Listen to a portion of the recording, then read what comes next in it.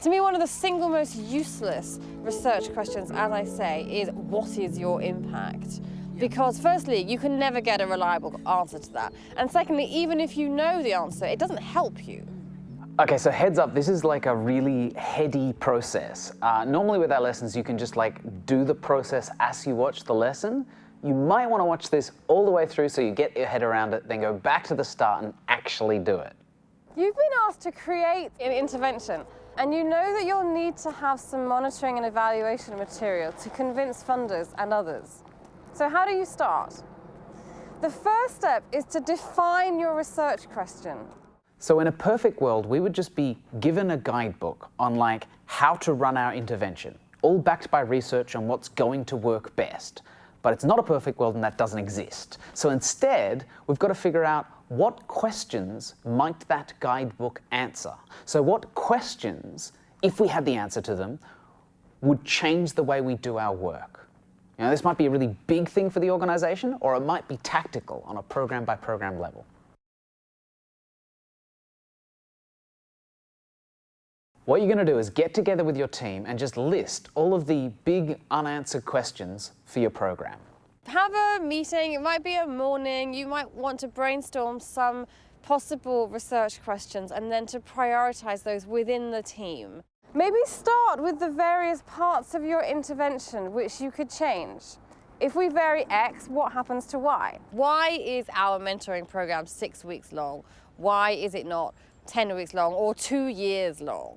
And you just need agreement about that within your team so that when you come back with the answer or when you design the data gathering to answer that question, everybody's clear about why you did that. Now you can keep track of this any way you want, but we've got a template you can download in the resources.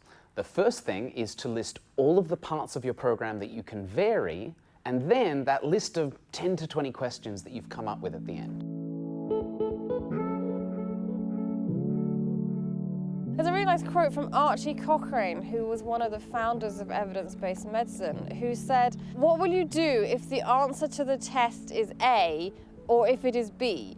If A and B are the same, then don't do the test. If knowing the answer to this question is not going to inform anything, then it's not really helpful to do." Look for some aspect of program design that you could in principle vary. A choice, basically. You know, could your mentoring program be a different length? Could your outdoor intervention program be a different length or in a different place? Something that you can actually vary. It can be tricky to understand the scope of the questions that we're asking. So kind of have a think, if you're running really operational stuff like a program, ask operational questions. How long should we run the intervention? How much should it cost, etc., etc. If you're in leadership or a founder, you should probably be asking whole organization questions about vision and scope and the basic mechanisms of the org. Either way, it's important to recognize that most people are not particularly good at asking these questions because we don't do it much running an org. So it will hurt a little the first time round, but you'll get better and better the more you do it.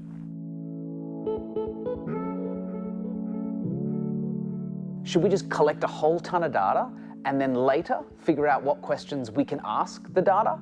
The more data that you try to gather from individuals, particularly vulnerable individuals, the lower the quality is likely to be because people just get fed up with answering great long surveys. So I saw one just the other day. A charity working in criminal justice in the UK sent me their data gathering plan, and it was the longest list of data fields I think I've ever seen.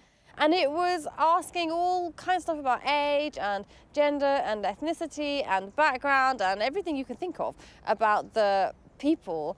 And when I asked why they were measuring all of this, they weren't really very clear. So there is value in concision because it drives up the quality. People might answer 3 or 4 questions properly, but after question 25, it's all over.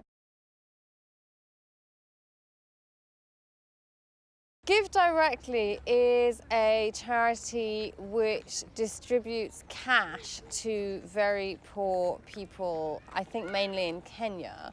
And they were founded by researchers and based on rigorous research. But they still do a lot of research, and it's really of this type that it's designed around a decision that they might actually make. So they look at, for example, does it make any difference if they choose the households to which they distribute cash using this method or that method? Does it make any difference if they deliver cash in these size dollops or those size dollops? And you can see immediately that the answer to that will feed into what they actually do. It's a practical, it's an actionable question. Okay, so to recap, we're gonna have a conversation and just make a list of questions that we think are worth answering. We're gonna get rid of all of the ones that won't materially change our work. You should end up with a list of 5 to 10 questions that you believe are important for your organization. People are generally relieved by doing this process. By the end, they'll know what questions they need to be answered, but also what questions they don't need to answer, and therefore questions on which they don't need to gather data. They're really clear about what aspects of their program can be changed to affect the impact that they're having.